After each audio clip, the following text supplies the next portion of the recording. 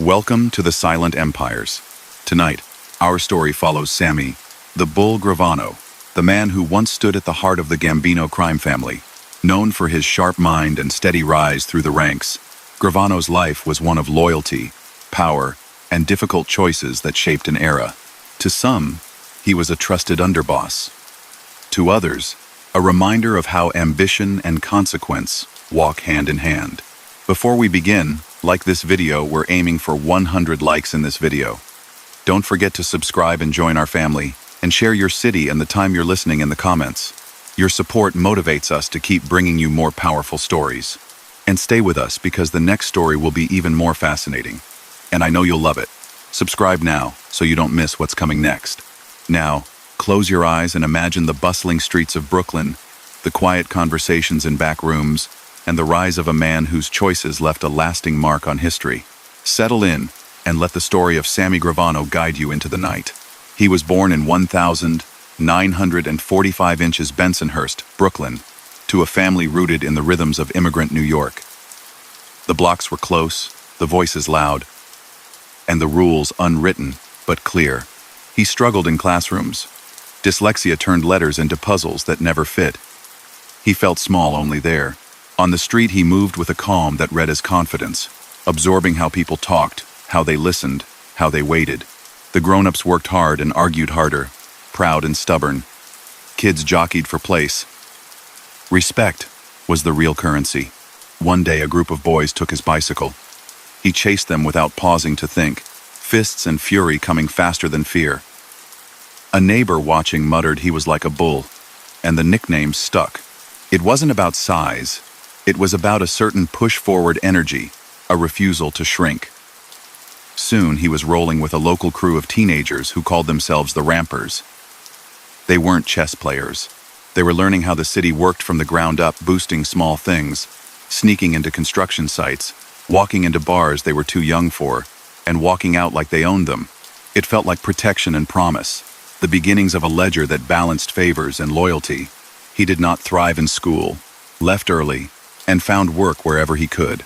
The Rampers grew into a loose apprenticeship in the street economy, collecting small debts, moving things that needed moving, staking out corners and learning to keep their heads when situations got tense. To a kid with dyslexia, this was a classroom without chalk. He could read a room, count a face, know who owed whom and why. Even then, there was a line he told himself he would not cross. But lines blur when the only maps you have are the ones drawn by people a few steps older and a lot more persuasive. He was drafted into the army in the mid-1960s. The uniform straightened him out in ways the street never did. Early mornings, orders, a code that didn't leave room for backtalk.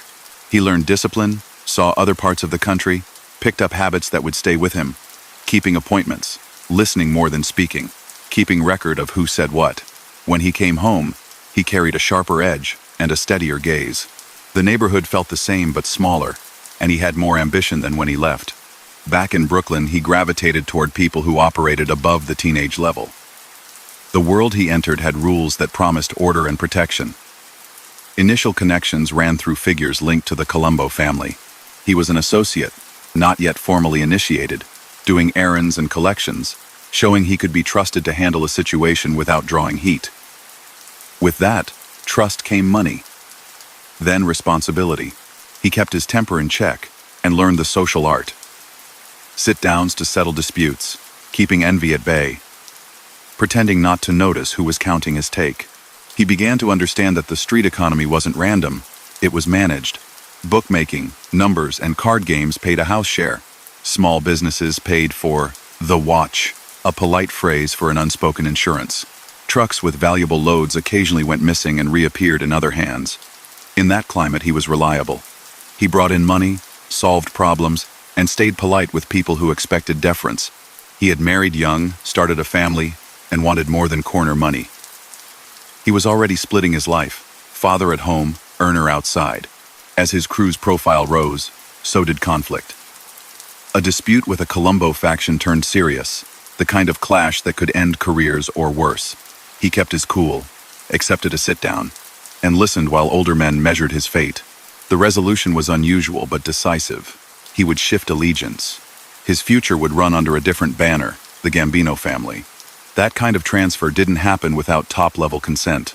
It signaled that he had value moneymaker, problem solver, steady hand. A Gambino captain in Bensonhurst, Salvatore Toto Arello, took him in and mentored him.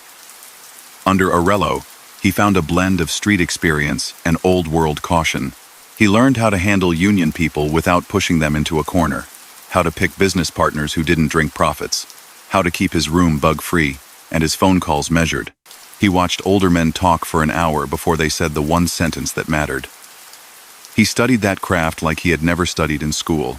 The mid-1970 seconds brought a milestone. He was formally inducted, a made man. The ritual bound him to a set of promises: loyalty to the family above all else, secrecy, and obedience to orders. Earning that status changed everything. He could demand respect from other associates. He had a vote in certain internal questions. He was trusted with more delicate tasks. It also changed his exposure. The ledger now included things that could never be discussed outside the circle. The law would call it racketeering. Inside, it was business. He stepped deeper into construction. That arena allowed real money with a patina of legitimacy. He opened or partnered in companies, won contracts, and built connections with union locals. On paper, he was a contractor and consultant who could get a site moving when it stalled. Behind the scenes, bids were quietly harmonized, threats never needed to be spoken, and competitors either cooperated or stayed small. He had crews that poured concrete, hung drywall, and ran wiring. He also had fellows who ensured deliveries arrived, inspectors were content, and delays were absorbed. The city was growing, and he was tapped into that growth. He moved into nightlife as well, taking a stake in bars and clubs. Those venues served a double purpose: legitimate profits and a place to meet without raising suspicion. He worked the door and the ledger, made sure the right people got comped, and avoided scenes that would draw a police presence. Nightlife brought its own hazards: territorial disputes, show-offs, and entrepreneurs who believed they could muscle in. He was no longer a teenager swinging at bike thieves. He was a family man with a network and a reputation. He tried to keep situations from exploding. When pressure mounted, he picked the least damaging way forward. His crimes, by then, formed a clear pattern and escalated in seriousness. He collected illegal debts with implied force, ran loans at interest that would be illegal in any bank, oversaw bookmaking operations, and took cuts from underground casinos. He was involved in labor, racketeering, steering work, manipulating bids, and leveraging control over who got on a job. He bribed officials when needed. He intimidated competitors without street theatrics. He also carried out orders that involved taking lives. He later admitted to involvement in numerous killings tied to underworld disputes, power shifts, and business control. The details are disturbing, but crucial to the true account. He followed directives, arranged logistics, and ensured that outcomes were final. He did not describe gore. He described decisions carried through. Each one tightened the knot of his obligations and increased his weight inside the organization. For all that, he maintained a home life that looked ordinary from the curb. He and his wife raised their children. He drove them to school, sat at family dinners, and went to recitals. He kept a neat schedule, showed up early, and discouraged his kids from copying his work. He made an effort to put distance between home and the street, a separation that rarely holds forever, but bought time. He wore well-cut suits, kept a small office, and took calls on payphones. He walked a line between menace and charm. Many who met him described a man who was calm, direct, and oddly reassuring in conversation. The late 1970 seconds and early 1980 seconds saw him recognized as a capable earner and organizer. Inside the Gambino family, that mattered more than speeches or swagger. He coexisted with the crew loyal to the boss then in power, and he dealt with ambitious figures rising from other factions. He kept track of who owed him a favor and who might switch sides if the winds changed. He avoided flash when possible and matched threats with math. How much money was at stake? Who would gain? Who would lose? And what the law might be watching. He wasn't a reckless driver. He braked when flashes of heat threatened to draw attention. But the criminal life is not a quiet road. Friction, accumulates. Some disputes turn deadly, and he followed the harsh logic of that world. There were business partners who wanted too much and paid dearly for the mistake, rivals who crossed lines they were warned not to cross, and internal decisions that eliminated perceived risks. He stood by choices that today he describes with a blunt, unromantic tone. They were crimes. He did them. And they were wrong. At the same time, he built legitimate footprints, office leases, tax filings, bank accounts to shield income, and create a story that would stand up to casual questions. He shook hands with developers, chatted with aldermen, and kept a face for each room he walked into. Law enforcement noticed him more, especially as investigators mapped out the nexus of concrete contracts and union locals. He adapted by lowering his profile, moving meetings, and keeping his people compartmentalized. The discipline he picked up in the army and honed on the street made him hard to catch on tape. In quiet moments, he liked routine. Early coffee, a short walk, reading the paper even though reading had never come easy. He studied people more than pages anyway. He could see who was nervous before a sit-down and who had already made up his mind. He used that skill to survive, to climb, and to avoid drama. It would make him valuable to men above him who had bigger ambitions, and before long he would be standing close to the center of America's most famous underworld family, balancing loyalty and calculation on a very narrow ledge. Power moves rarely arrive with a trumpet. They creep, gathering weight, then shift a whole room in a breath. In the early 1980 seconds, that was the feeling in New York's underworld. The Gambino family had new money flowing through construction and trucking, while an old-school boss kept a distance from street heat. Sammy thrived in that strange balance. He was a made guy now, comfortable in sit-downs, running a crew that earned from both legal fronts and illicit rackets. He had a mentor in Salvatore who believed in patient pressure, and he aligned with men who understood the city's bricks and beams as well as its backroom deals. Unions mattered. Delivery schedules, who poured cement, which company won a bid. Those decisions turned into steady revenue when managed from behind the curtain. Sammy helped knit that network. He could charm a foreman, calm a nervous shop steward, and make a competitor realize cooperation paid better than stubborn pride. He broadened legitimate holdings to blend in. Construction outfits, a drywall business, some concrete work, a share of clubs. He kept offices tidy, tax filings in order, and phones short. On the street side, he still collected illegal debts, ran lending at steep interest, and took a piece of underground gambling. He didn't fumble small talk or shout to mark territory. His leverage was quiet. People left meetings with him aware of boundaries without feeling humiliated. That was a skill with cash value. Trouble often comes disguised as opportunity. A wealthy operator, Frank Fiala, targeted one of Sammy's clubs, pushing to take it over. At first it looked like a buyout, then it looked like a hostile Zeitzer. Cars pulled up with armed security, and Fiala acted as if the place already belonged to him. That crossed a line. Sammy sought counsel, weighed his options, then made a decision that would define his standing. Fiala was killed outside the nightclub. Sammy later admitted his role. The act was not about flourish. It was about control under a brutal code. The fallout was immediate. The Gambino boss then, Paul Castellano, did not like unsanctioned moves. He suspended Sammy for a stretch, a message that authorities still ran through the top.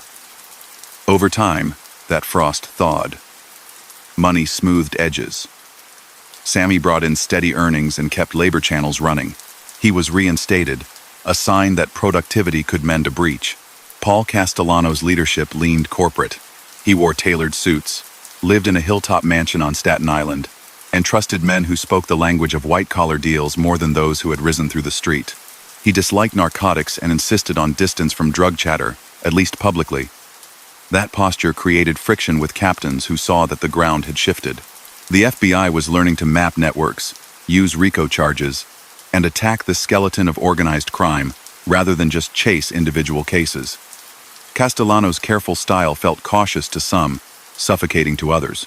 The split deepened after Aniello Della Croce, the revered underboss and longtime mentor to many street captains, died in late 1985. A cold wind moved through the family. With Della Croce gone, Castellano was freer to punish men he had long suspected of disloyalty, especially those linked to conversations about drugs that had been caught on tapes. Among the captains uneasy under that shadow was John Gotti, a swaggering figure from Ozone Park. He had a close ally in Frank DeCicco, a diplomat with a tough core. Sammy's bonds with DeCicco were strong. They respected each other's judgment and sense of timing. As tensions rose, sit-downs multiplied. Requests for transcripts of private tapes turned into demands. Faces hardened. A simple misunderstanding could turn fatal when mistrust hung in the air. Sammy watched the chessboard. He valued order, but he also saw that standing still was its own risk. Castellano's reach was vast, yet he was increasingly isolated. Long before any car rolled up in Midtown, people knew a storm was forming. Whether to ride it out or redirect it, that was the question men weighed in whispers, in quiet cars, in parks far from their usual corners. In December 1985, the catalyst arrived. As Castellano headed to a Manhattan steakhouse for a holiday sit-down, teams took positions on a busy block. Planning had been detailed, rehearsed without drama. The idea was speed, certainty, and escape, not spectacle. Shots cracked, and in seconds the most powerful figure in the family lay dead with his driver. Sammy was part of the inner circle that planned and oversaw the move. He later described his role: logistics, placement, making sure everyone knew their slice of the job, and then getting away fast. No bravado, no gore, only the cold math of a power transfer in a world where elections are rumored and assassinations are counted. In the immediate aftermath, with sirens wailing and headlines already forming, the men who had set the operation in motion gathered. John Gotti emerged as the new boss. Frank DeCicco served as underboss. Sammy, trusted and battle-tested, ran his own crew with greater reach. He had helped vault a faction into control, and now he had to help it survive. The city's anxiety rose. Another mob war seemed possible. That didn't happen.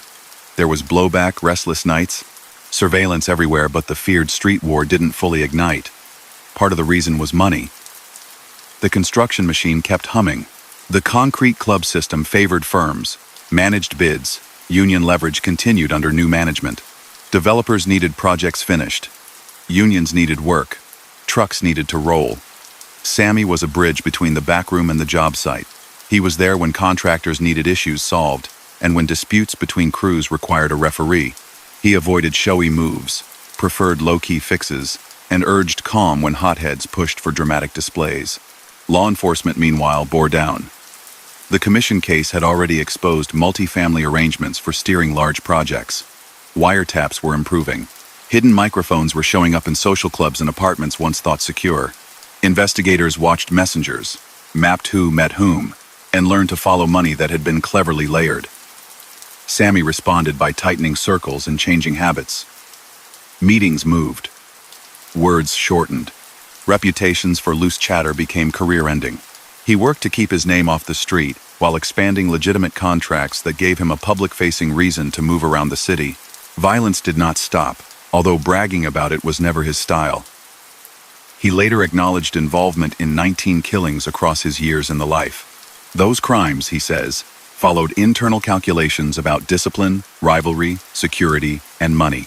The victims included an ambitious operator who muscled into his club, a beloved friend whose loyalty came into doubt, a young associate who had become reckless, and a businessman in the adult industry, whose fate was sealed by politics above Sammy's pay grade. He has said those choices were wrong, and owns them as crimes. In telling his history, he does not dwell on detail. He states responsibility plainly. They are part of the record, and part of the weight he still carries. Spring 1986 brought a shock. Frank DeCicco, Gotti's underboss, and the man who often calmed rough waters, was killed by a car bomb.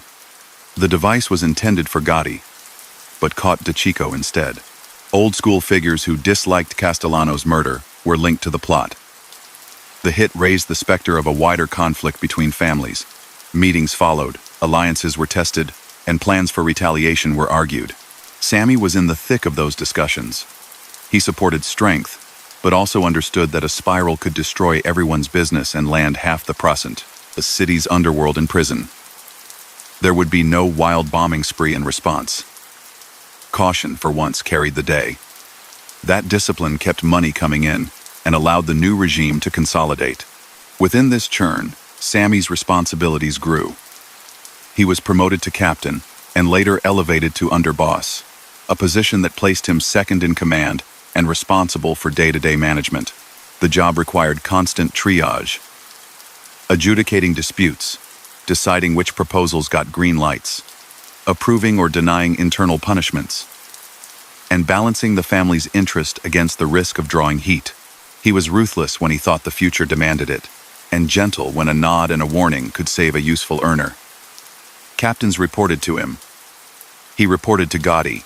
The boss loved attention, the suits, the nightlife, the press calling him Dapper Don, while Sammy preferred quiet restaurants and back offices. The pairing worked for a while. One set the tone publicly, the other kept the machine oiled. The crimes behind that machine were broad. Extortion was steady. Businesses paid to avoid trouble, sometimes simply to keep a job site running on schedule. Loan sharking remained a core income stream, charging rates that would never fly in a bank. Bookmaking absorbed sports bettors and card players, with a house share collected weekly.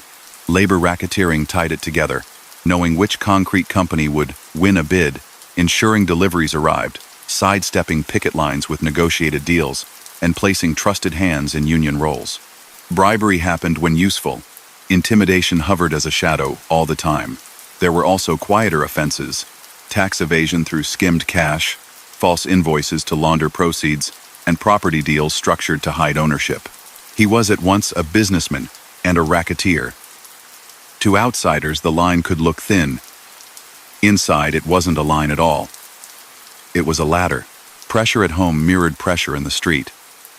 Sammy tried to shield his wife and kids from every headline.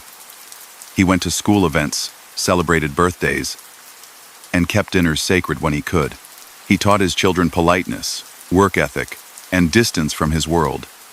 He claimed one life for the family and another for the life. The wall between them was never as tall as he pretended, but everyone acted like it stood. He had friends who were godparents and godsons who were business partners. Holidays could look like any Brooklyn gathering. Loud talk, better food than you could finish, kids running from room to room. Under the laughter was a constant hum of risk. By the late 1980s, the hum had turned into a siren. Prosecutors experimented with RICO suits that treated the mob like a corporation with a criminal purpose. Flip one insider, and you could map a family for a grand jury. Bugs placed in meeting spots captured snippets that, when stitched together, told a story of orders and payments. One club in Little Italy, the Ravenite, became a magnet for investigators. Gotti loved the place. He held court there, a living advertisement for his power. Sammy considered that dangerous. He preferred moving around, using payphones, holding brief sidewalk talks, and leaving no paper trail. Disagreements about style turned into tensions about safety. He stayed loyal, yet he could see where the show might lead. Inside the family, he also faced hard choices with men he had raised. A promising associate fell into heavy drug use and started to talk too much. Sammy approved a lethal solution and later counted that decision among those he most regretted. A longtime friend took steps that made him look like a potential rival. He was removed permanently. Another figure, trusted and well-liked, became the target of the boss's suspicion. Sammy carried out the order despite doubts. These are plain facts, pulled from court testimony and his own accounts. They show the cost of the creed he followed. In that life, suspicion often meant a death sentence. He enforced that rule and has since called those acts crimes without excuse. Even as he hardened in one arena, he maintained a surprising softness in another. Younger guys in his crew remember advice about not bullying civilians, about keeping disputes away from families, about paying debts on time. He insisted his casino operations keep a temperate tone. No beatings in the back, no threats shouted within earshot of customers. Those lines mattered to him. They were his way of believing in some order inside a violent enterprise. Whether that makes him better or simply more organized is for others to decide. He tells it now as part of what kept him alive longer than most. Over time, the gap between boss and underboss widened. Gotti loved the cameras. Sammy tolerated them as a hazard. Gossip crept in. Who deserved credit for decisions? Who leaked gripes to friends? Tapes later revealed Gotti questioning Sammy's motives and suggesting the underboss was taking too much for himself. Hearing those recordings in a cold federal room would change everything, but that turn was still ahead. For the moment, both men kept earning, and both acted as if the partnership would hold. The late 1980 seconds also brought more federal attention to the construction world. Inspectors compared bids and noticed patterns. Jobs for public buildings had strangely predictable winners. The same firms showed up again and again with prices that looked coordinated. Investigators followed union officials to back rooms and watched known associates enter private offices or restaurants through side doors. Subpoenas landed. Some people talked to save themselves. Their statements, combined with audio from bugs, created a lattice of evidence. Sammy responded, in the only way he knew. He tightened processes, kept his mouth shut, and carried on. He believed discipline could outlast scrutiny. He had been around long enough to see panics pass. What he couldn't see was how thoroughly the walls were closing. Technology had advanced. The Ravenite had ears. Meetings on upper floors, even conversations in an apartment upstairs, were recorded. Agents collected license plates, watched who spent which days where, and built timelines to support racketeering charges. When arrests came, they were sweeping. Watches, suit jackets, belts off, shoelaces surrendered. The long trip through arraignment and pre-trial maneuvering began. It was a world he had helped other men navigate. Now he was the one staring at cold benches and fluorescent lights. He still held to the code. He believed his boss would do the same. He believed loyalty would carry them. He believed a jury could be beaten with tight lips and smart lawyers. Belief is a powerful thing. It can keep you walking straight into a storm because the alternative is admitting you walked the wrong road for years. In those first months of the case that would define his name, Sammy leaned on belief, on stubbornness, on routine. He boiled each day down to simple choices. Talk or don't. Blame or don't. Count enemies or focus on family. Prepare for trial or dream of a deal. He didn't know it yet, but the tables were set for a turn no one in his world had predicted. The kind that would make headlines for years and rewire the power structure he had spent a lifetime climbing. The walls felt closer after the Ravenite tapes turned whispers into evidence. Agents had slipped tiny ears into an upstairs apartment and caught talk that prosecutors would later stitch into a narrative of command and control. December 1990 came with hard knocks on doors. He, John Gotti, and Frank Locascio were taken into federal custody on racketeering charges built under the RICO statute. No more sidestepping with a lawyer's shrug. This was a full court press in Brooklyn Federal Court. Holding cells replaced corner booths. Steel bunks replaced leather chairs. Routine, his old friend, became a survival tool. Wake early. Breathe. Let the day move in predictable steps, even if nothing outside the bars felt predictable. Pre-trial life is a slow grind. Letters from home.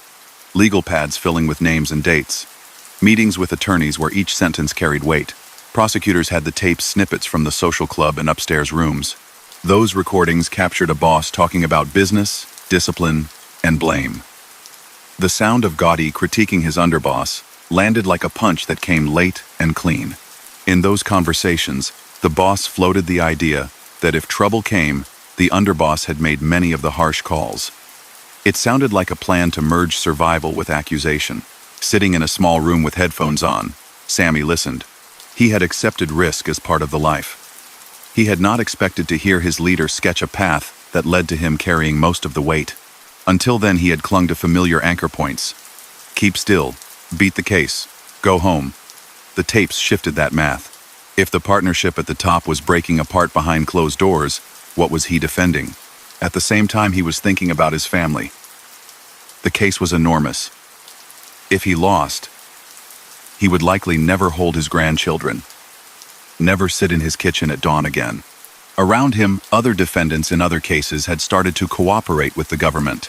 The code he had sworn to held, that anyone who turned was finished, erased socially, even if not physically.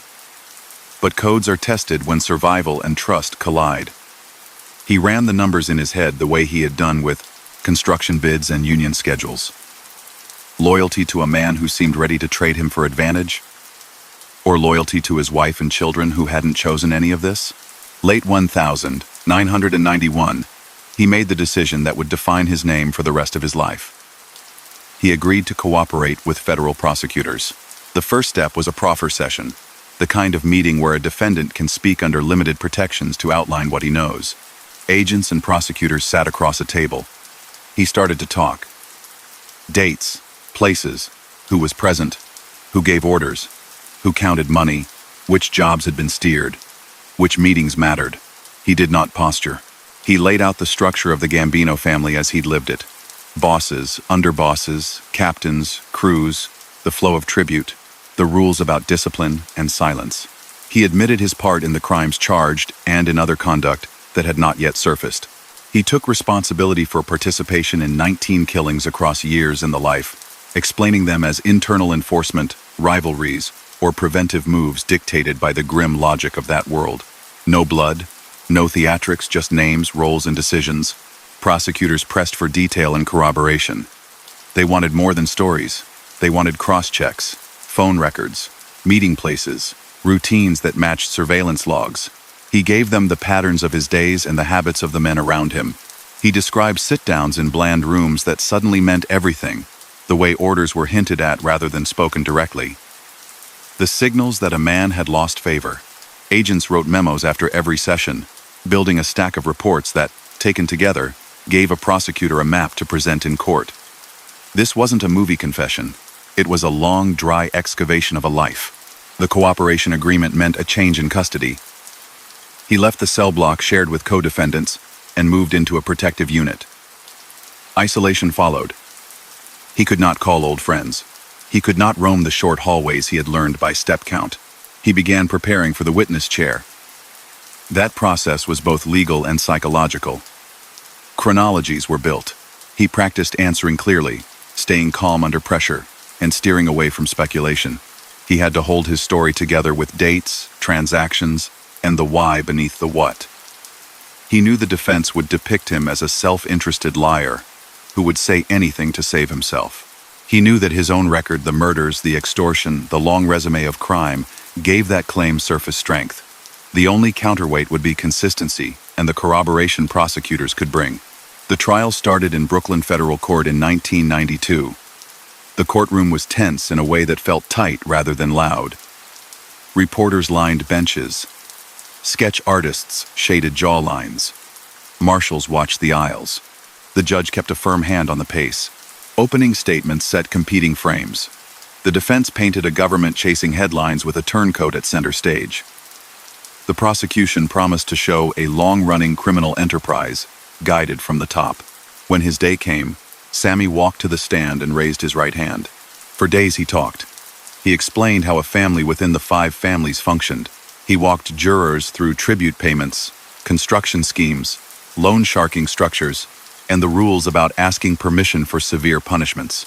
He described his transfers between families decades earlier, his rise under Toto Arello, his induction, and his roles under Castellano, and then Gotti. He spoke about murders in a way that emphasized command and process, not gore. Names that had floated as rumor became concrete in sworn testimony. He identified men in photos, told jurors who sat where during key meetings, and explained how certain victims were chosen because they had broken rules or posed threats. He did not ask for sympathy. He did not pretend he had been a bystander. Cross-examination arrived like a storm that didn't let up. Defense counsel pressed him about every contradiction they could find, any inconsistency between his proffer and his testimony, any deal he'd cut, any payment he might receive for a book, any attention he might be seeking. He was asked again and again why jurors should believe him. He answered the same way each time. Because the tapes matched his account. Because paperwork lined up with his dates. Because the money trail told the same story he was telling with his mouth. He admitted, without decoration, the crimes he had committed. He said he was cooperating because the boss had tried to put everything on him, and because he wanted his family to have a different future. It wasn't a plea for forgiveness. It was an explanation. The tapes were the spine of the case. Jurors heard Gotti discussing internal discipline, criticizing subordinates, and attributing violent decisions to his underboss. They weren't listening to a story told secondhand. They were listening to the boss in his own voice. Those recordings took the air out of a defense built on the idea that the government was reading too much into gossip and ceremony. Alongside the tapes came surveillance logs, license plate lists, meeting notes from agents who had watched comings and goings at the Ravenite and elsewhere. When prosecutors rested, they had built a lattice that jurors could see and touch. The verdict came down heavy. Gotti and Locascio were convicted on all counts. Life terms followed. In the hallway afterward, cameras flashed and microphones tilted. Commentators argued about whether using insiders to crack the code of organized crime was fair or corrosive. Inside the system, the effect was immediate. Other defendants around the city and the country reconsidered their silence. Prosecutors had shown a method: build a technical case with tapes, and then add an insider who can decode the language. For Sammy, the consequences were mixed. The government credited his cooperation. In exchange for his testimony in that case, and others that followed, he received a much lighter sentence than he would have if convicted at trial. A judge gave him 5 years. He had already spent substantial time in custody, so his release came sooner than most observers had expected for a man who had acknowledged involvement in so many serious crimes. That leniency sparked outrage from victims' families, and from men still loyal to the old code. It also tied him to the government in a way that would shape the next decades: security arrangements, relocation, and a new identity to keep him and his family from immediate retaliation. He entered the Federal Witness Protection Program. New name, new state, new routines designed by marshals who had moved hundreds of other witnesses and knew the pitfalls. He ended up in Arizona, far from Brooklyn's familiar vowels and stoops. Desert light replaced Atlantic gray. He tried ordinary life for the first time since he was a teenager, building legitimate businesses in construction and home improvement, making school drop-offs, buying groceries without glancing at the door every time it opened. The pace was slow, the neighbors curious, but not prying, the air warm. It wasn't glamorous, it was survival. Staying hidden can be as hard as staying alive. Fame followed him even when he wanted anonymity.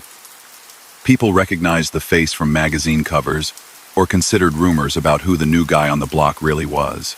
He coached himself to be calm, to pick routes to work that changed often, to keep his temper in check.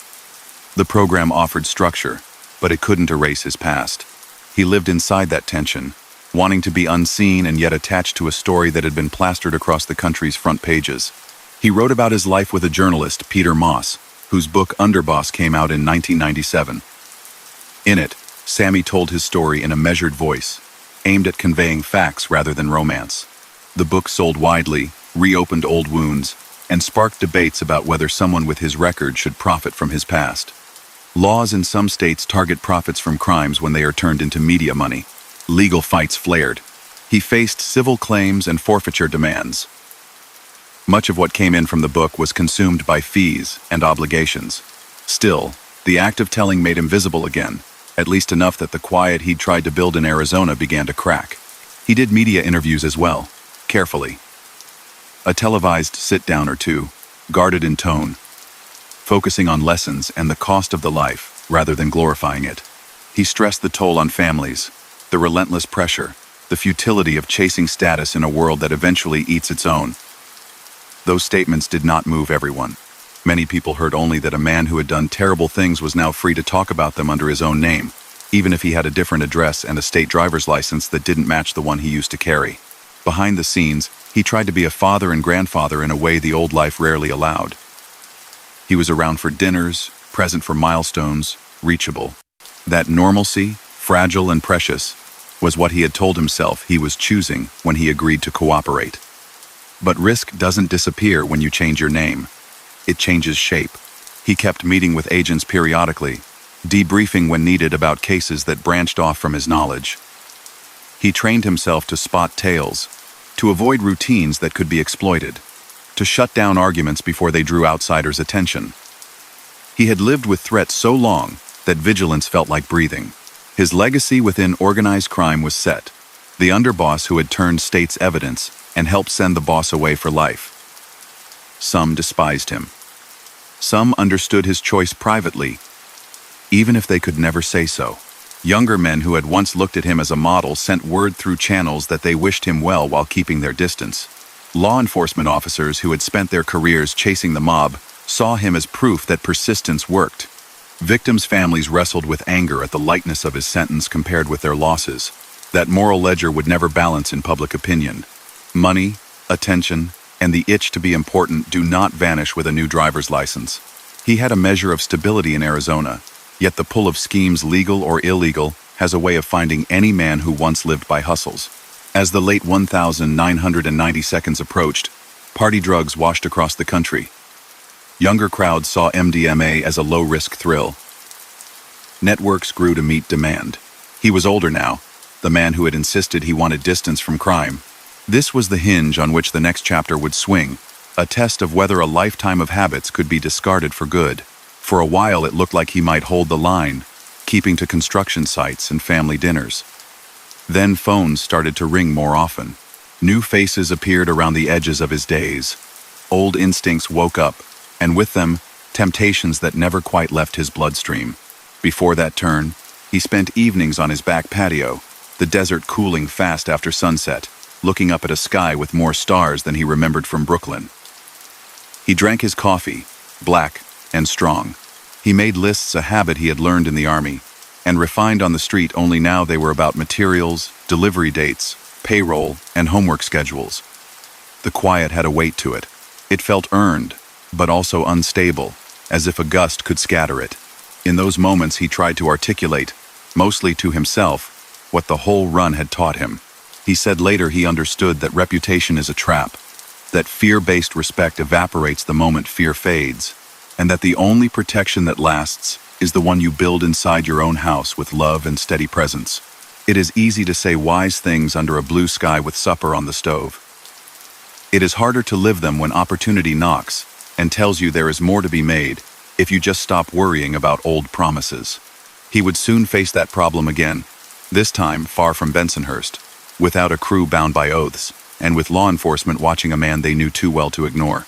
Arizona felt far from Bensonhurst, but distance doesn't erase habits. He woke before the sun, made coffee, checked a list, and headed out to job sites. He had a small office, a phone that rang enough to keep him busy, and neighbors who waved when they saw him on the block. He coached himself to keep a low profile. He wanted a straight run. Build, pay bills, be a dad. The book made that harder. Underboss came out in 1997, and people who had never met him felt like they knew the arc of his life. Some stopped him in stores to ask for a photo. Others stared and moved on. The attention put a crack in the shield that Witness Relocation had tried to build. He had stepped out of the program by then, choosing freedom over the rules that came with federal handlers. He said he was tired of being told where to live and how to move. That choice came with risk, he understood. He changed routes, kept conversations short, and leaned into work to keep his mind occupied. He could pour energy into drywall schedules or pool installations the way he once poured it into union meetings and sit-downs. The money was cleaner, the hours steadier, the stakes lower. For a while he kept to that lane. Phoenix and Scottsdale had a nightlife that felt new, compared with old Brooklyn haunts. A younger crowd filled clubs, and a different drug, MDMA, moved through those rooms. Entrepreneurs treated it like a business imports. Couriers, distributors, retail, friends of friends reached out. People asked for advice, then asked for more. He had told himself he was done, but the combination of boredom, old instincts, and new connections nudged him toward the edge. He started meeting with younger men who admired his past and wanted his counsel. Meetings led to logistics. Logistics led to a network. By the late 1990 seconds, investigators say, an ecstasy ring in Arizona had grown fast, moving pills from the Southwest toward New York and other markets. According to court records, he helped organize and protect that operation. His son, Gerard, took on responsibilities inside the circle. Other relatives and acquaintances were around the edges. The approach echoed his old playbook. Compartmentalize, keep calls short, use middlemen to shield top figures. This was a different product, a dance floor stimulant rather than the rackets of his New York years, but the management style looked familiar. Law enforcement saw patterns, club owners who suddenly had cash to spare, cars meeting in parking lots, travelers making frequent short trips to and from the same cities. Undercover buys built cases. Informants cut deals. Wiretaps caught pieces of chatter. Agencies worked together, sharing notes across state lines. The file grew. They watched who collected money and who gave orders. They traced shipments and followed the cash back to the Southwest. The names they pulled from the web shocked even some agents who had been around long enough to be hard to surprise. In February 2000, a team moved in. Doors opened to badges and quiet commands. He was arrested, along with many others. State charges in Arizona accused him of leading a criminal enterprise. Federal charges in New York focused on conspiracy to distribute large quantities of ecstasy. The image of a cooperating witness from the early 1990 seconds was gone. Now he stood again as a defendant, on fresh counts. He did not rant. He asked for his lawyer, and braced for a fight that would not be beat on charm or technicalities. The case was built on more than stories. Investigators had controlled buys, phone records, surveillance, and witnesses ready to testify. Prosecutors from Arizona and New York coordinated. He knew what coordinated meant. He had spent years teaching crews to align parts of a system. Now he was on the other side of that alignment. He was in his mid-50s, a grandfather, and the public narrative around him changed overnight from the insider who helped topple a mob boss to a man who, even after a second chance, had stepped back into crime. He entered guilty pleas rather than force a trial. In Arizona, he admitted to running an enterprise under state law. In federal court in Brooklyn, he admitted to the ecstasy conspiracy. Judges in both jurisdictions imposed long terms. The federal sentence, 20 years, became the headline. The state sentence, also lengthy, was structured so that time would overlap rather than stack endlessly. Even with overlap, the math pointed to many years behind bars. For the families of people harmed by his past, the new penalties felt like overdue accountability. For people who had defended his choice to cooperate in the early 1990 seconds, the arrest felt like a betrayal of the chance he had been given. His son pleaded guilty and received prison time. Other relatives and associates faced their own fates, with some going to prison and others taking deals that carried probation. His daughter was caught in the storm of the sweep, but did not serve time in an Arizona cell. The family's private life was now public again, splashed across papers from New York to Phoenix. He owned that responsibility. He said later that involving those closest to him in any way was a source of lasting regret. Prison the second time was different. He wasn't a young man. He was high profile. He had testified against powerful figures years earlier. And he had new enemies in new places. That mix required protective housing. He spent long stretches in units built to keep vulnerable inmates safe from attack and to keep order among people whose mere presence on a compound could set off tension. The days were steady. Count, meals, yard, count, lights out. He built routines the way he always had. He walked laps. He did bodyweight exercises. He read slowly but with determination, using a ruler to keep his place on the page, a trick he had learned to cope with dyslexia. He wrote letters and kept track of family news with the care of a man who had learned not to take connection for granted. He was not idle. He met with investigators on old matters when asked, though the value of his knowledge diminished with time as players aged out and cases closed. He filed responses in civil actions that aimed to seize any profits tied to his name. Laws designed to stop criminals from earning from their stories gave states leverage to seek restitution. Some families pursued judgments. He did not win many public relations battles in those forums. Outside the walls, people argued about whether his initial cooperation should have earned him any credit given the ecstasy case. Inside, day by day, he adjusted to a reality of long time. His health took a hit. Years add wear to anybody. He dealt with thyroid issues and other ailments common among older inmates, with trips to clinics under guard and medications managed by staff. These weren't dramatic episodes, just the attrition of age. He kept moving, because motion, to him, was sanity. He found a handful of people in custody who could listen without judgment. He shared practical advice: how to manage days, how to avoid conflicts that start over nothing, how to keep letters home steady so families don't drift. He warned younger men off the idea that a criminal name brings real respect. He had lived long enough to know that fear fades fast, while consequences linger. Letters from home were anchors. Birthdays, graduations, small notes about meals and weather. He missed funerals and weddings, and first days of school for grandchildren. He marked events by circling dates on a calendar taped to a cinderblock wall. He had plenty of time to think about the ledger of his life, the money earned, the crimes committed, the people hurt, the choices made in the name of loyalty that turned out to be loyalty to nothing solid. He didn't try to paint his history as noble.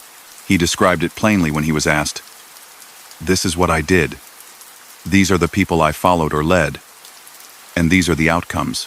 News of the outside world filtered in through magazines and televised headlines. He saw the arc of organized crime change shape. Traditional power centers weakened under decades of pressure. New crews rose in other parts of the country, and new types of crime took center stage. He recognized patterns, the same mistakes, the same belief that a smart earner can stay ahead of law enforcement, the same hard landing. He had been a piece on that board. Now he was a cautionary tale to anyone paying attention. Time passed. Appeals were filed and denied. Good time credits shaved months off the calendar. Federal guidelines gave predictable milestones for release if behavior stayed clean. He focused on getting to those milestones. He kept his mind on simple goals. Stay healthy, stay clear of trouble, stay connected to the people who mattered. He learned patience. He learned to let grievances go fast. Those lessons didn't erase the past. They helped him live with it. While he served, his name surfaced in pop culture. His daughter wrote a memoir and joined a reality show that explored the lives of women connected to the mob world. Old cases were revisited in documentaries. True crime podcasts used his story as a spine for episodes about the fall of a high-profile boss and the power of insider testimony.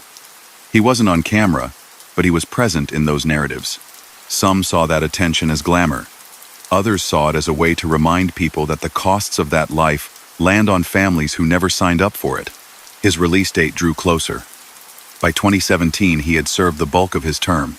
He walked out an older man than the one who had moved to Arizona 2 decades earlier, and very different from the teenager who chased down the kids who took his bike. He stepped back into a world that had changed faster than he could track from inside. Phones were tiny and powerful. Social media had turned private moments into public theater. He had to learn new tools if he wanted to speak for himself, rather than let others speak for him. He chose to talk.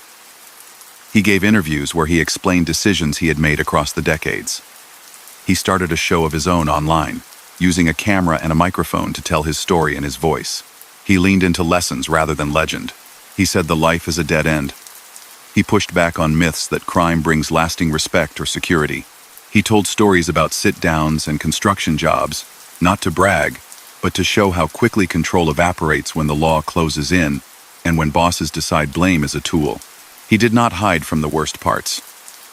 He acknowledged the killings again, called them crimes without need for euphemism, and said he carried them with him.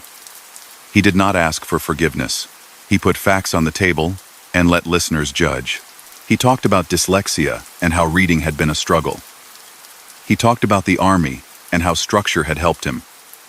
He talked about family and how distance had made him rethink everything. The tone was calm, shaped by age and long time in custody. What came next would be a public second act with a different kind of stage. He planned projects, met with producers, and built a team to keep his online work steady and legal. He did not want any more tangles with the system. He had lived enough of that. He preferred telling cautionary stories to kids who might otherwise fall for the same false promises he once believed. The desert was still there, hot by day and cool at night. He walked outside under a big sky and tried to stay focused on small good habits routines that kept him grounded after a life built on risk and reputation. He stepped out of custody into a world that ran on apps and feeds. A phone could summon a car, a grocery order, a chat with a grandson in another city. He learned the basics like a recruit learning drill, slow and careful. Texts replaced payphones. Calendars lived in a pocket rectangle. He still preferred a paper list on the kitchen table, but he adapted. The discipline that once kept him alive in rooms full of suspicion now served a different purpose. Show up on time, answer messages, keep promises, and stay away from trouble. He wore the years openly. His voice was lower, his pace measured, his eyes steady. People recognized him anyway. The name had followed him across decades, across prisons, across a continent. He could have vanished. Some men do. He chose to talk. Not for spectacle, he said, but to put a record in his own words. He began with interviews, long sit-downs, where he walked through the life step by step, pointed to the cost, and rejected the glamour that movies give to a bloody trade. He repeated the same blunt lines. He had been a power in a criminal enterprise. He had committed serious crimes. He had helped bring down a boss. He had gone back to prison for a drug conspiracy. He had paid years in a cell. He was here now to warn others off the same road. The format suited him. He liked a clean question and a clean answer. He kept embellishment out of it. He let silence do some of the work. Cameras multiplied. Podcasters called. Producers proposed projects. He agreed to some and passed on others. He learned to set boundaries. There would be no romantic sagas, no reenactments with neon lighting, no product that made him look noble. He had no interest in soft focus or hero music. When a film about his old boss came out, filled with swagger and speeches, he dismissed it as a fairy tale. He had sat in enough rooms where decisions were made to know that the real thing was colder, drier, and more dangerous than any script. He said this plainly in interviews, leaving no doubt about where he stood on myth-making. He built his own platform next, a channel with his name, a podcast he called Our Thing. Episodes blended straight narration with Q&A. He told how a sit-down unfolded, how a union dispute got settled, how a bookmaker kept his ledger. He explained codes and customs so that a listener could understand the machine without admiring it. He returned often to the same points. The money always comes with a hook. The hook always sinks in deeper than you think. Fear-based respect is counterfeit. Real respect is earned in a house with people who count on you. He talked about the 19 killings he had acknowledged, always without gore, always with the same refrain. They were crimes. They ended lives and tore families. They cannot be undone. The audience was large and mixed. Some came for history. Some came to hear a famous name tell stories. Some came because someone in their family had drifted toward that world, and they wanted to understand the pull. He kept a firm line with young listeners. He took questions, and then told them not to test the fire. He said the life offers belonging that feels like family but isn't. He said the house you build with crime always collapses, and it collapses onto the people you love first. He held that message steady even when the comments asked for war stories. He would not turn loss into entertainment. Living in the open brought backlash. Old enemies called him a traitor and worse. Anonymous voices promised revenge in the cheap way anonymous voices do. He did not respond in kind. He stayed focused on work and family. If a threat looked real, he told the authorities and adjusted routines. He had outlived most of the people who could make a serious move anyway. He didn't swagger about that. He treated it like weather. Check the sky, carry an umbrella, go about your day. He had no appetite for new feuds. He had seen where feuds lead. Family remained his anchor. He spent time with his daughter, who had built her own public profile years earlier, and written about the cost of growing up in the shadow of his life. She had done a reality show that put those costs on camera. He respected her grit, even when he worried about exposure. He saw more of his son too, watched grandchildren grow, and tried to be present in ways he had missed. Dinners mattered. Birthdays mattered. Ordinary errands became small, good rituals. He had once run a schedule that left no hour untouched by pressure. Now he made room for a walk at dusk, coffee on a patio, a phone call just to ask how a day had gone. He handled money the old-fashioned way. Budgets, receipts, no off-a-book schemes. He had learned the hardest way that shortcuts lead to a sell. The channel and podcast brought in legal income ad support, sponsorships, live appearances where he told cautionary stories. He hired a small team to edit and post, to answer mail, to keep the business side clean. He said on air that he would not touch anything that carried even the smell of a hustle. That position drew skepticism from some viewers who believed a leopard can't change its spots. He accepted the doubt. He said he would let time answer. Conversations took him back through every stage of his life. He talked about the rampers without pride, as a snapshot of a kid hunting for belonging. He described his early jobs for crews connected to the Colombos, and then his transfer to the Gambinos, noting how rare that move was, and how it showed older men saw utility in him. He told construction stories that cracked open how bids got steered and how unions were influenced. He explained, carefully, what labor racketeering means in practice, how concrete shows up on time when the right people get called, how picket lines disappear after an off-site meeting, how a rival's price mysteriously comes in too high. He framed it as history and as warning. Anyone who thinks they can ride that machine forever, he said, ends up in a courtroom. He returned to the turning points with a calm voice. The shooting outside a club after a takeover attempt where he later admitted responsibility. The long road to the Midtown ambush that took down a boss and set off a new era. The car bomb that killed a friend and Underboss, a loss that could have sparked a war but instead led to restraint. The tapes that captured private talk inside a social club, the shock of hearing his own boss set him up as the fall guy, the moment in a small room when he told federal agents everything. He did not rewrite. He did not shuffle blame. He kept it linear, and he kept it blunt. He spoke about prison as a grind rather than an adventure. He described the first stretch after cooperation: protected housing, long days, the slow bleed of institutional time, then the Arizona and New York sentences for the ecstasy conspiracy, the sharper sense of age inside walls, the routines he built to keep his head straight. He said that bringing family into risk, even at the edges, was a failure he would always carry. He did not excuse it as pressure or temptation. He labeled it what it was and moved on to the lesson. You cannot dip a toe back into crime after you've promised yourself you're out. The current will take you all the way in. His health required attention, so he treated it like a job. Doctors, pills, exercise, diet. He wanted years with grandkids more than he wanted late nights. A walk through an Arizona neighborhood at sunset replaced the restless drives he once took around Brooklyn. He answered fan mail when he could, especially from parents who asked him to talk to a kid going the wrong way. He recorded messages for them, not to scare, but to strip away illusions. He told them that real strength is getting a straight job, showing up every morning, and coming home at night to people who can count on you. Public memory can be strange. Some people only remember headlines. Some people only remember the fashion of a boss in a suit on Mulberry Street. He tried to add context without scolding. He said the headlines left out the small humiliations. Counting cash that you can't spend freely. Dodging microphones that might be hidden in a ceiling. Pretending to trust men you know are taking notes. Lying to your kids about where you've been. He said if you picture only the power, you're missing the fear. He had lived both, and he preferred the peace of a lawful routine. He did not chase reconciliation with those who despised him. He accepted that in their code, his choice to cooperate had put him beyond the pale. He also knew that many of them, if faced with the same tapes and the same calculations, would have done what he did and then told themselves a story about why it was different. He didn't argue that point.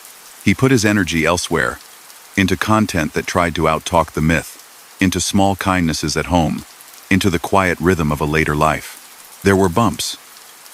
Controversies bubbled online. Someone misquoted a line. Someone else clipped a segment to make it look like he was bragging. The answer was consistency. He kept the message the same in every venue.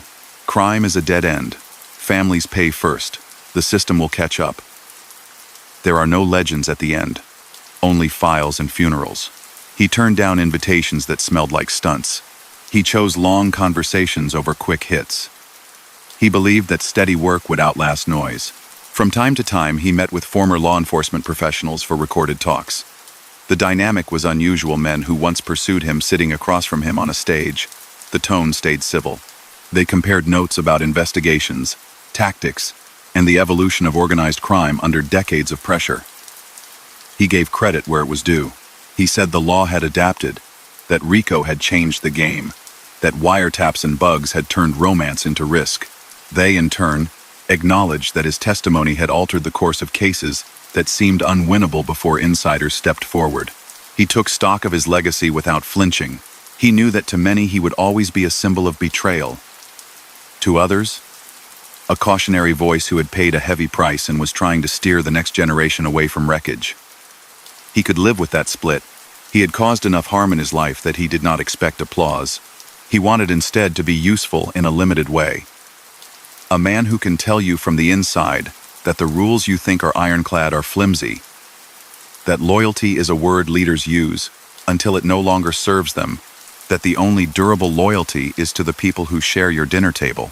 His days settled into a pattern: mornings for writing and recording, afternoons for errands, calls, and the simple business of running a small media outfit, evenings for family, weekends for quiet. He did not seek office gossip or street drama. He liked the sound of a house with a dishwasher humming and a game on low volume. He liked putting his phone face down and listening to a story from a grandchild about school. The man who once counted every face in a restaurant now counted the number of nights in a row he had gone to bed at a decent hour. It felt like wealth of a different kind. In telling his story this way, he tried to give a complete picture. The kid who couldn't read well, the teenager who chased down a stolen bike, the associate who learned how power moves, the soldier who followed orders, the underboss who helped steer a family, the witness who took the stand, the exo-inmate who stumbled again, the older man who finally chose a quiet, legal life and stuck to it. Through every phase ran one through line. Choices have a cost, and the bill always comes. He pays what he can now by telling the truth, as he lived it, and by refusing to dress it up. He knows the clock. Time does what it does. He hopes that when people say his name years from now, they remember more than headlines, that they hear the warning built into the arc. Not a sermon, just a man telling younger men and women to bet on steady work and real love instead of shortcuts and street fame. He made the other bet long enough to know how it ends. He lays that knowledge out without decoration, and then goes back to the life he has finally learned to keep simple. He settled into a rhythm that looked almost ordinary. Early coffee, a short walk under a wide Arizona sky, then hours in a small studio where foam on the walls softened echoes and a red light meant speak clearly and don't drift. He didn't chase spectacle. He opened each session with a calm tone, set context, told the story, and closed with a point. This is what happened, this is why it happened, and this is what it cost. The team around him was small camera, audio, an editor who trimmed pauses, but the mission was tight. No bravado, no dramatics. Keep it factual. Keep it human. He had seen enough of life sold as legend. He wanted to pull the shine off so listeners could see the worry lines beneath. He built segments with the discipline of a foreman. One episode would cover how a sit-down actually worked. Neutral ground, a mediator, ground rules so tempers didn't take over. Another would explain how a job site dispute got settled without hammers swinging quiet calls, a pressure valve here, a concession there. He walked through bookmaking as a ledger, loan sharking as arithmetic wrapped in menace, construction rackets as calendars and contacts. He did not dress up violence. He named the 19 killings he had acknowledged across courtrooms and interviews as crimes and left it at that. The caution was deliberate. He knew that telling can become selling if you let tone slip, and he refused to sell what had ruined so many lives. Young listeners sent notes. Some were awed by names they had heard in movies. Some were scared for a friend edging toward quick money circles. Some wanted mentor talk from a man who had survived rooms most people never enter. He answered with patience. He told kids to learn a trade or a craft, to chase a paycheck that won't break their mother's heart, to pick friends who don't drag them into debts they can't pay. He said the first favor in that world feels like a gift and turns into a leash. He used specific scenes only to puncture fantasy hours, standing outside in winter waiting on a call, days checking ceilings for microphones, the dull dread of a knock at dawn. Drama isn't glamour when you're the one paying for it. Not everyone came as a fan. Families who had lost loved ones sent letters that hurt to read. Some asked questions. Some vented fury. He didn't argue back. He said he was sorry without qualification, knowing that apology could never be enough. He took part in a few private conversations when intermediaries felt it might help, careful not to force himself on anyone. He understood that people have a right to hold anger forever. He also heard from retired agents and prosecutors who, years after trials ended, wanted to talk publicly about methods and lessons. He sat across from them with a steady gaze, answered hard questions, and gave credit to the techniques that had broken open cases.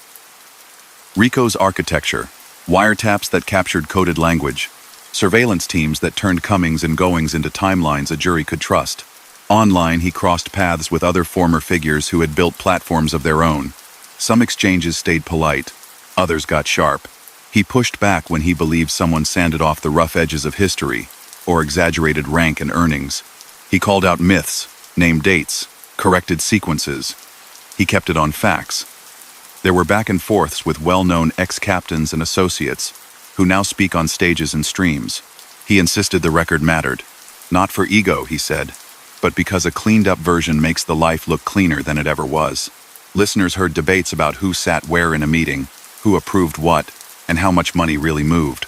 It was strange theater, old rivals and strangers arguing footnotes to a story that once drew blood, but it served a purpose. It pulled the curtain on how memory and reputation compete long after the streets go quiet. The business side stayed boring by design. He formed an entity, hired a bookkeeper, filed taxes on time, and kept revenue streams transparent: ads on episodes, occasional sponsorships, a handful of ticketed talks where he told cautionary stories and took careful questions. He declined offers that looked flashy or smelled like stunts. He remembered what shortcuts cost. He put contracts in writing, had lawyers read the small print, and kept everything above board. Years earlier, lawsuits and forfeiture fights over book income had taught him that the law follows money as easily as it follows people. He made sure there would be no confusion now. This was lawful media work. No cutouts, no cash in envelopes, no off-the-books partners. Family life ran parallel. He protected his home from the spotlight and kept cameras out of living rooms. Dinners were phones face-down affairs. He showed up for birthdays, school events, and dull errands that turned into small memories. With grandchildren, he was gentle and present, never preaching, answering questions when they asked, and letting quiet do the rest. He told them about dyslexia, not as a burden, but as a challenge he learned to manage. He told them about the Army as a place where rules and routine gave a kid from Bensonhurst structure he had never felt in school. He told them that love is a better compass than pride. Health was work too. The years in the cells had left marks: thyroid trouble, aches where joints had taken a beating, the kind of fatigue that creeps in without warning. He treated doctors like he once treated sit-downs: show up early, listen carefully, follow through. He walked every day, ate cleaner than he ever had on the street, and slept at reasonable hours. He cut out stress he didn't need. He had survived enough storms. He didn't need to invent new ones. He learned to turn off the news when noise outpaced information. He learned to log off when comment sections got hot. He measured peace in quiet mornings and nights without surprises. He never stopped scanning a room. Awareness had been a survival tool for decades, and habits like that rarely fade. But the edge had softened. He no longer sat with his back to a wall because he expected trouble. He did it because old comfort feels better than new risks. Legal restrictions meant no firearms. That was fine by him. If a threat sounded credible, he reported it. He believed in caution without paranoia, in vigilance that doesn't smother a day. He had outlived the era that could have put him in immediate danger, not because time healed anything, but because most of the men who once drew lines between loyalty and vengeance were gone. When asked directly, he didn't flinch from the hardest question. Did he regret cooperating? He said he stood by the decision. He had heard his boss on tapes mapping a path that left him beneath a bus. He owed more to his children than to a code that dissolved the moment it tested loyalty on unequal terms. He called that choice a break with the life, not a claim to virtue. He did not dress it up as heroism. He set it next to his worst choices and let listeners judge. Codes, he said, are simple until they collide with self-preservation and family. Then they show you what they really are. Tools for leaders, stories for followers, and excuses when it's time to hand someone else the bill. He had a talent for cutting through romance. He described the mob as mostly tedium with bursts of fear and occasional money, not a parade of sharp suits and big lines. He said the day-to-day was counting, waiting, and managing egos. He said the night-to-night was worrying about mics, patrol cars, and who might turn. He painted a picture of control as an illusion that feels solid right up until your lawyer slides a stack of transcripts across a table. He wasn't bitter, he was blunt. He wanted people tempted by that world to understand that if they zoomed out, the pattern was always the same. A rise, a rush, a knock, a sentence, and an older man walking laps in a yard, telling himself he should have picked a different road. The past did not recede. Underboss, the book he made with a journalist in the late 1990 seconds, still sat on shelves and got cited in documentaries. Laws that aimed to stop criminals from profiting off notoriety meant governments and plaintiffs watched for revenue tied to that title and to anything else that could be linked to past crimes. He complied with orders, fought what he thought was unfair through courts, and kept his head down while lawyers did slow work. He didn't gloat about sales. He didn't wave royalty checks. He kept the focus on new work whose value was the warning it carried. He knew that to some, especially the families of those who died, no explanation would ever be enough. He didn't argue. He tried to make the present count. Accuracy mattered. Memory is tricky, and he knew that even he could get details wrong. When he misspoke, he corrected on a later episode. He cited court records, news archives, and his own testimony when dates were in dispute. He asked researchers to build timelines that matched surveillance logs and transcripts. He believed that respecting the record was part of respecting the audience. It also kept him out of trouble. Claims that deviate from documented facts invite lawsuits and add heat he didn't want.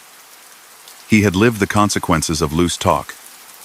He had no interest in living them again. End quote. He said yes to a few stages away from the camera community centers, small theaters, law schools. He took questions from students who wanted to be prosecutors or defenders, and from parents looking for a way to reach a kid already testing boundaries. He spoke with men in re-entry programs who were trying to rebuild after sentences. He told them that shame is heavy but survivable, that the hard part is building a new identity that doesn't rely on fear or legend. He said the first honest paycheck he earned after prison felt better than any envelope he took in a back room, because he could sleep without looking at the door. His view of his own legacy stayed split. He accepted that the name Sammy the Bull would always carry contradictions.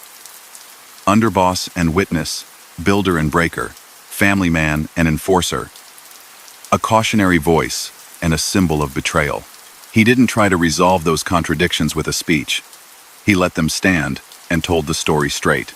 He spoke the names of men he had followed and men he had buried, not as trophies, but as pieces of a history he could not rewrite. He said the weight of those decisions didn't weaken with time. You learn to carry it or you collapse.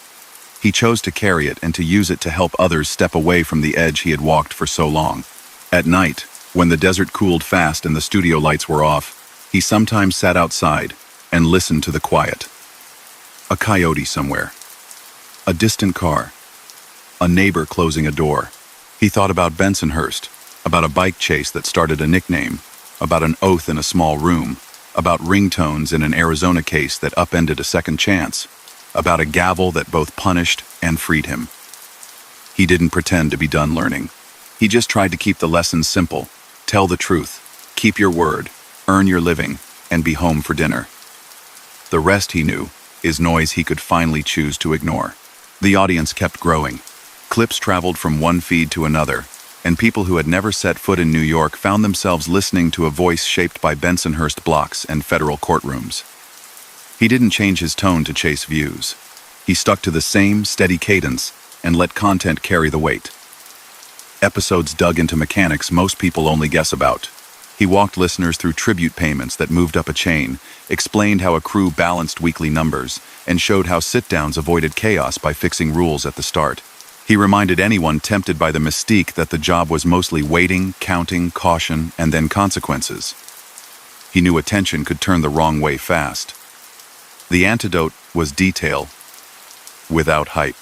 He went back to old decisions so there could be no confusion. He spoke plainly about the Fiala incident outside the club, where he later admitted responsibility, describing the build-up a takeover attempt, a breach of boundaries and then the fallout, discipline from above, a suspensión, and a slow return, because earnings bought patience. He put the Midtown ambush in clear terms too. Long planning, a narrow window, a power transfer executed in seconds, and then a new regime that had to survive the spotlight. He touched on names the record already held. Robert DiBernardo, removed after suspicion from the boss. Louis Di Bono, targeted for defiance. He didn't romanticize any of it. He called them crimes, said the decisions were wrong, and left the facts where courts and transcripts had put them. He described the Underboss years as a grind of management more than theater. Captains asked for green lights. He said yes or no. Crews brought in cash. He kept track. Disputes needed referees. He did that job without flinching. He had a head for logistics and a stomach for pressure. That combination got him promoted and nearly got him buried. He told that truth so younger faces watching on phones could see that rank does not rescue a man when law and leadership both decide he's expendable. Stories that end in applause are rare in that life. Stories that end in indictments are routine. He talked about cooperation with a level voice, refusing to posture. He told the audience that hearing a boss blame him on tape changed the math.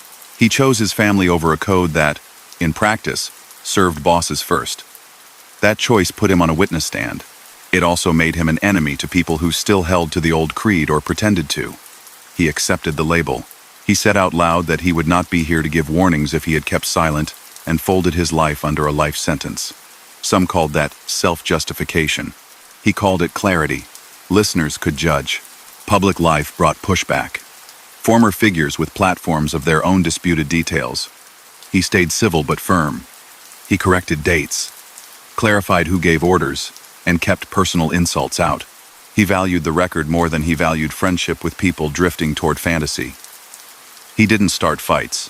When other voices threw sharp elbows, he answered with transcripts, case files, and the kind of memory that comes from years of writing names on legal pads for lawyers and agents. The goal wasn't to win a scoreboard. The goal was to keep history from becoming a movie. He reached beyond crime talk whenever possible. Episodes covered dyslexia, the army, business habits that translate anywhere, and how to build a life with rules you can live by. He told young listeners to adopt systems, lists in the morning, appointments kept, a plan for every day. He said that structure had saved him more than once, not in the tunnels of the life, but in the long stretches after, when purpose was a better shield than nostalgia. He described the satisfaction of lawful work, the kind that lets a person stand in daylight without dodging cameras. Mainstream outlets kept calling. He sat for long interviews where hosts asked careful questions and then let him talk. He responded with scenes, not slogans. He explained how a decision moved up to a boss without ever arriving as a sentence with a subject and verb. He explained why coded talk works until it doesn't, because microphones record tone and context, and a jury can hear intent even if no one says a banned word. He praised the patience of investigators who built cases slowly with surveillance logs, phone records, and then an insider who could knit it together. Those conversations did not make every listener happy. Some wanted anger. Some wanted absolution. He offered neither. He offered a map. He appeared on his daughter's projects in small, careful ways. She had created her own lane, writing about the fallout of his choices and exploring that world from a family point of view. A reality show placed that fallout in front of cameras. He showed support while keeping distance from the engine of reality TV. He wanted her to thrive without repeating any part of his past. Family meals stayed private. Birthdays stayed off-screen. He could handle debate about his life. He didn't want strangers grading his grandchildren. Legal matters never fully leave a name like his. Civil claims lingered. Orders about profits attached to content tied to earlier crimes remained part of the landscape. He followed the terms, filed what needed filing, and let lawyers handle disputes. He kept his income streams clean. Ads, sponsorships disclosed on air, straightforward appearance fees, all reported. The old reflex to run cash through cutouts had no place in his later years. He told his team to assume that every penny would be scrutinized. If a deal looked too clever, they walked away. Boredom in business, he said, was a feature, not a flaw. He watched the shape of organized crime change from a distance. The old social clubs faded or turned into landmarks without their original purpose. Union rackets met compliance monitors and data checks that made old manipulations harder. Crews adapted cyber scams here, overseas fraud there, but the pattern remained: a rush, a run, and then the law tightening a net built from code and cooperation. He warned listeners not to mistake novelty for safety. The street keeps evolving, he said, but math and odds stay fixed. The house always catches up. Health set the pace. Doctors watched his thyroid. He kept his diet steady. He trained with light weights and long walks. He kept stress down because he wanted to be present for years to come. Sleep came easier when work ran honest. He still felt sudden spikes of adrenaline when a loud knock hit the door early or when a car idled too long on the street. He let the feeling pass. He had lived a long time with fear as a companion. He learned to nod to it and then move on. He made time for quiet outreach that didn't need cameras. A parent would write about a son pulling toward quick cash. He would record a message, talk about how easy it is to take the first step and how hard it is to take the 10th without falling. A reentry program would ask for a visit. He would show up, look men in the eye, and tell them that shame can turn into fuel if you give it a job. He didn't make promises. He told them to pick a craft, show up early, and give themselves a year without drama. He said that a year can change everything. He kept a small circle. Some friends came from before the life, neighbors who judged him by how he behaved now. Some came from after prison, people who had nothing to do with old crews and codes. Trust was measured and earned slowly. He knew how to read eyes, tell if someone wanted a story or a favor, a selfie or a piece of access they could sell later. He learned to say no gently. He had said yes too often in earlier decades, and each yes had a cost he was done paying. Opinions about him remained split. To some, he was a witness who had broken a wall and helped the public see how power moved behind closed doors. To others, he was a man who betrayed a code he had sworn to uphold. He carried both labels without trying to erase either. The balance he sought at this stage wasn't about reputation, it was about usefulness.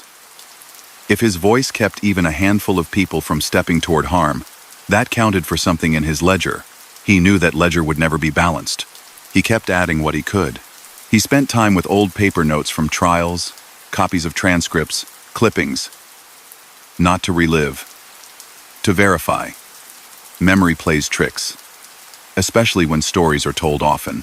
He built a personal archive so he could guard against drift. On air, he cited dates and venues with confidence because he had checked. Accuracy was a kind of respect. For viewers, for victims, for the record. It also insulated him from legal headaches. He had learned to treat words as carefully as he once treated envelopes with cash. Critiques of films and shows about the life became a recurring theme. He said a recent movie about his former boss looked like a costume party compared with reality. He stressed that the actual rooms were quieter, colder, with fewer speeches and more consequences. He understood why audiences loved shine. His job, as he saw it now, was to take shine off. If that disappointed some fans, he could live with it. Illusions breed bad choices. He had made plenty and now used plain talk as a corrective. He gave space to remorse without turning it into performance. When he spoke about killings, he didn't ask for sympathy. He named them as crimes and left silence afterward. He acknowledged pain without pretending words could fix it. He lived with that weight the way people live with injuries that never fully heal. A man can keep moving with a limp. He cannot pretend it isn't there. Travel returned in small doses. A theater here, a moderated talk there. Security was simple and discreet. Venues knew who they were hosting and kept events orderly. Q&A sessions surfaced hard questions. Would you change anything? He said yes, 1,000 times yes, starting with the first steps that made the next steps possible. Do you fear retaliation? He said he respects risk and shapes his life to reduce it, but most threats today are noise and envy rather than organized plans. What do you tell a kid who thinks the life brings respect? He said to talk to mothers who waited for visitors hours, and to kids who missed birthdays because dad was counting time. Respect earned at home beats fear won on a corner. He stayed reachable to law enforcement when old cases or documentaries needed fact checks. He didn't trade on secrets. He confirmed what had already been public, or helped decode customs, so producers didn't turn fiction into documentary by mistake. That cooperation didn't make him a hero in any circle. It made him a source who wanted accuracy over fog. He had helped create enough confusion in earlier years. He preferred clarity now. He marked anniversaries in quiet ways. The day he left custody, the day tapes ended his illusion of safety, the day he sat down with agents and started talking, the day handcuffs clicked again in Arizona, the day he walked out for the last time. Each date reminded him that patterns are real. Each date reminded him that change is possible. He didn't celebrate hard. He brewed coffee, stepped outside, felt the sun, and added one line to a notebook. Keep going. The house held the rhythm. Morning light across a counter. Voices in the next room. Photos on a wall that had nothing to do with headlines and everything to do with arrivals at airports and first steps that older folks clap for. He had spent decades cultivating an image designed to make other men hesitate. He no longer cared if strangers hesitated. He cared if a small kid looked up and saw a grandparent who showed up, listened, and kept promises. He understood that a life like his invites debate that will outlast him. He can't control how he's cast. He can control how he behaves now. So he kept the camera true, kept the message steady, kept the schedule human. He held to the same few lines. Crime takes more than it gives. Codes twist when leaders need an exit. Loyalty without love is a sales pitch, and a quiet home beats any throne built on fear. He had learned those lines on streets, in cells, and at kitchen tables. He set them down with a voice shaped by both rise and fall, leaving space for the final stretch of his story to carry the same weight without repeating the same mistakes. The room is quiet enough to hear the ice settle in a glass. Out back, the desert cools fast, and the sky turns the color of slate. He sits with a stack of notes, a few photos, and a worn notebook that has more crossed out lines than fresh ones. A life can look tidy when reduced to headlines. Up close, it's a tangle. Choices made in heat. Debts collected in whispers. Victories that flicker and vanish. Losses that don't. He breathes slow and reads a page aloud just to hear how it sounds when truth is simple. No speeches, no costumes, no soundtrack, just the facts as he lived them and the lessons he keeps underlining because someone, somewhere, is still thinking that fast money will solve their problems. He knows how that thought ends. He has the dates to prove it. He keeps working because the audience hasn't stopped asking. Emails come from students writing papers, from parents trying to reach a son chasing quick cash, from people who lost relatives to the life and want to know whether he remembers a name. He can't fix what's past. He can tell what it felt like to believe that an oath would hold the world steady. It didn't. He repeats that point often. Codes sound clean in a room with candles and vows. They warp when they meet fear.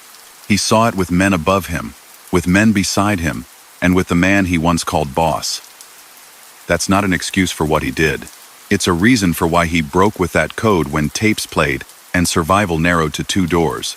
He revisits the record so no one mistakes this for a legend.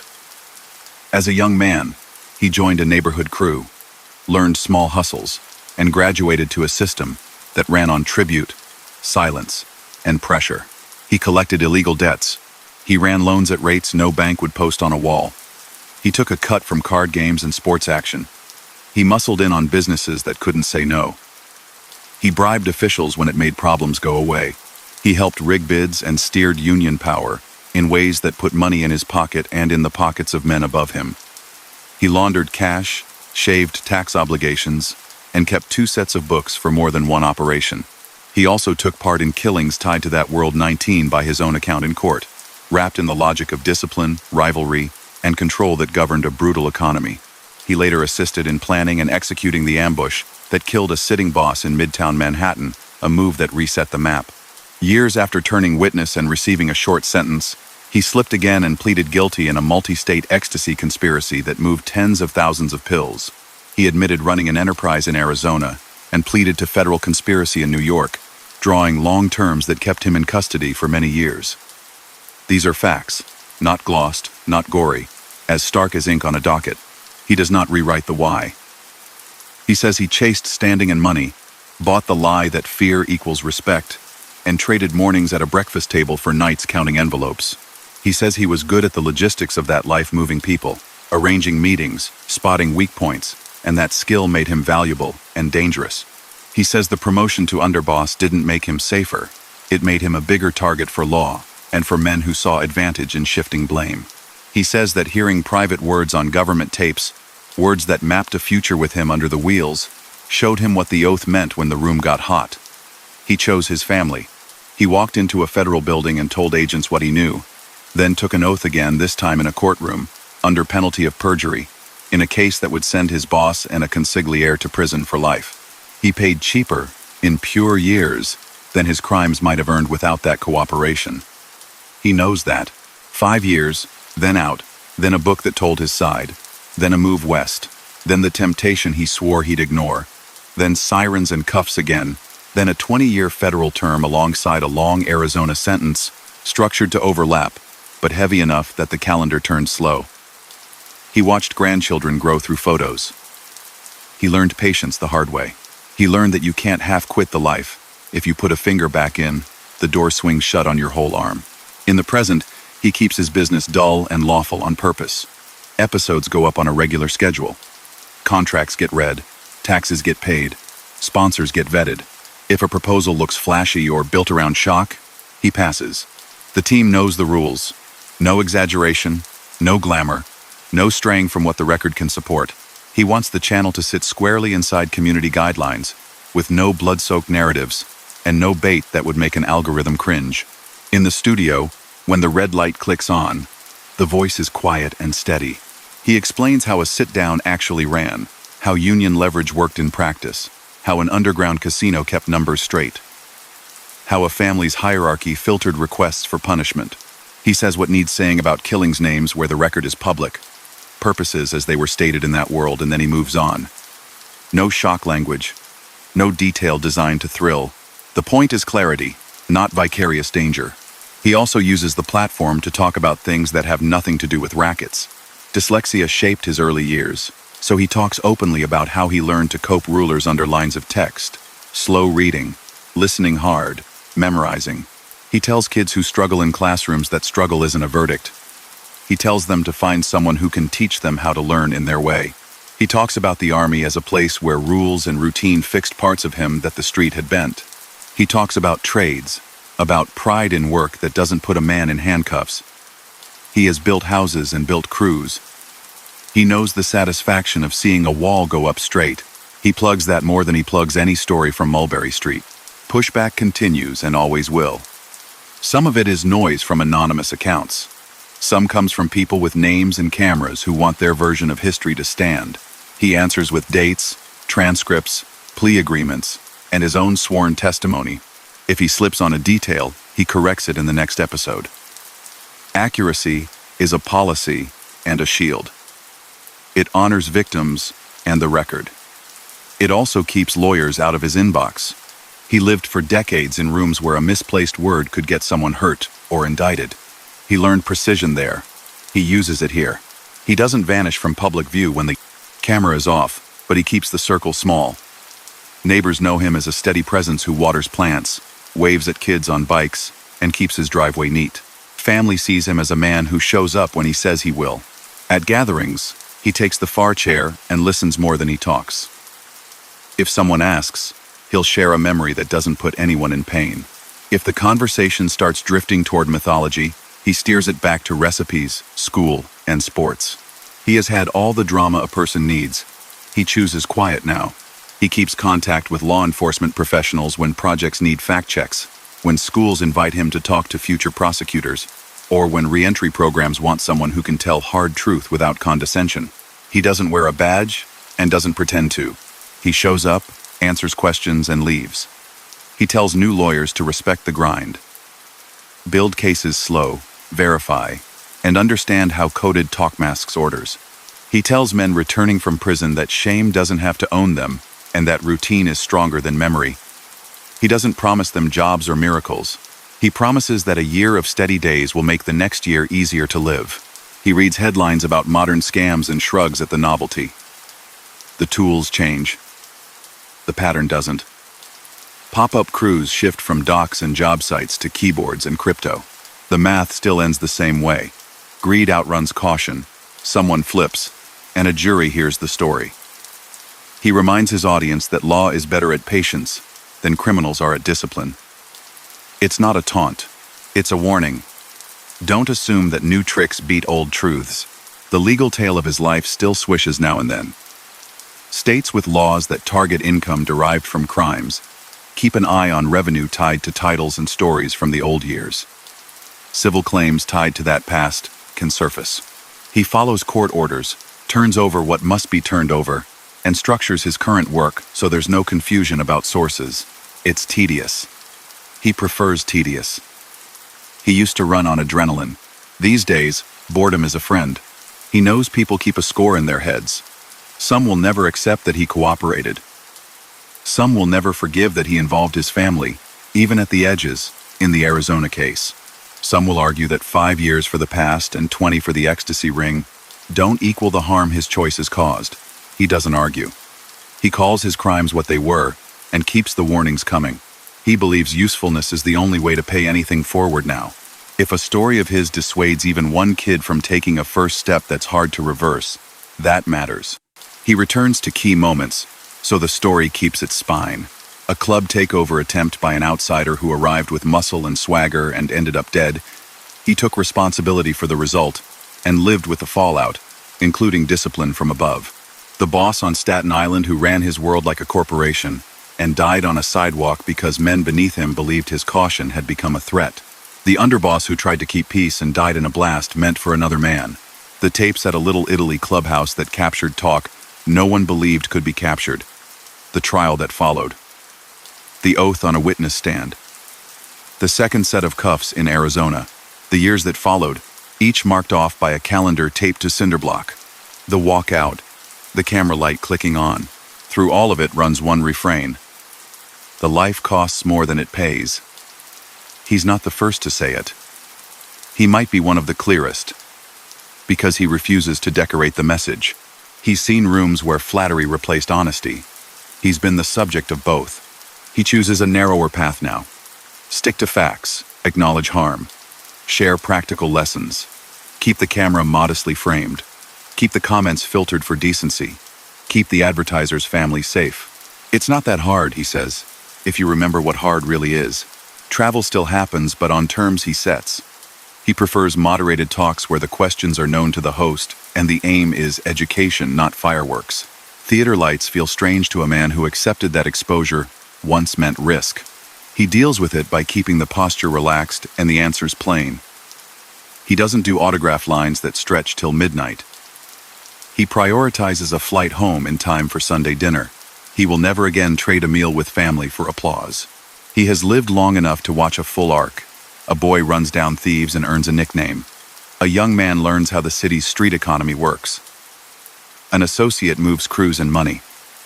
A soldier follows orders. A captain juggles favors, risks, and cash. An underboss steers a machine and learns its limits. A witness breaks with the code he swore and stands up in court. A free man writes a book and tries a lawful business, then falls and pays heavy time. An older man walks out and builds a platform designed to cancel out myths he once helped create. That arc doesn't make him wise by itself. The choices at the end do. When he speaks about regret, he doesn't stage it. He doesn't turn pain into a segment hook. He mentions names where the record has already pinned responsibility. He acknowledges that families carry losses that his words can't lighten. He says he's sorry. Then he returns to the present tense and tries to be useful. He knows there are people who believe he doesn't deserve a microphone. He accepts that some rooms will always be closed. He keeps working in the rooms that open. He has a habit of closing each recording with a single line he wants to stick. Some days it's about trade schools and apprenticeships. Some days it's about picking a long road over a shortcut. Some days it's about what real respect looks like. He keeps the lines simple because simple is easier to remember at the moment of choice. Walk away from the guy offering a favor you didn't earn. Don't take a loan from someone who can't write a contract. If you think a code will protect you, ask who wrote it and why. He marks time in gentle ways. A new notebook each January. A fresh pair of walking shoes when the old pair thins. A family photo that moves one spot up the wall each year as grandchildren get taller. He speaks with gratitude more than he did in any earlier decade. Gratitude for a second chance after losing direction. Gratitude for the people who stayed. Gratitude for a body that still carries him around the block twice each morning. Gratitude for an audience that can handle truth without decoration. He doesn't pretend danger is gone. Life carries risk even for people who never crossed a line. He treats caution as routine and paranoia as waste. He trusts little, verifies much, and keeps doors locked. He doesn't sit with old enemies or test old tempers. He has nothing to prove to men chasing a faded hierarchy. He has a lot to prove to the people who rely on him today. On some evenings, he puts the notes away and lets memory run, not toward headlines, but toward small scenes. A stoop in Bensonhurst, the smell of sauce on a Sunday, an army barracks before dawn, a tiny office with a calendar pinned, crooked, a jail cell where he learned to fold time into tolerable squares. A front door he opens now, with a key that leads to peace instead of pressure. He doesn't ask to be forgiven by history. He asks to be heard by anyone standing at a fork in the road that looks exciting because it is lined with lies. The night deepens. The house settles. The desert cools and trades heat for a hush that feels almost like an apology for the day's glare. He turns off a light, checks a lock, and steps outside for one last look at a sky crowded with stars. Tomorrow he'll get up, drink coffee, go for a walk, record an episode, answer a message from a worried parent, and make dinner with family. That is the sum now, and it is enough. If his story keeps one person from chasing a legend to a cell, that's his measure. Past deeds don't vanish, they sit where they sit. The only way forward is straight, with steady feet, a shorter voice, and a door that opens to a table where love shows up on time. And that brings us to the end of tonight's story from the Silent Empires.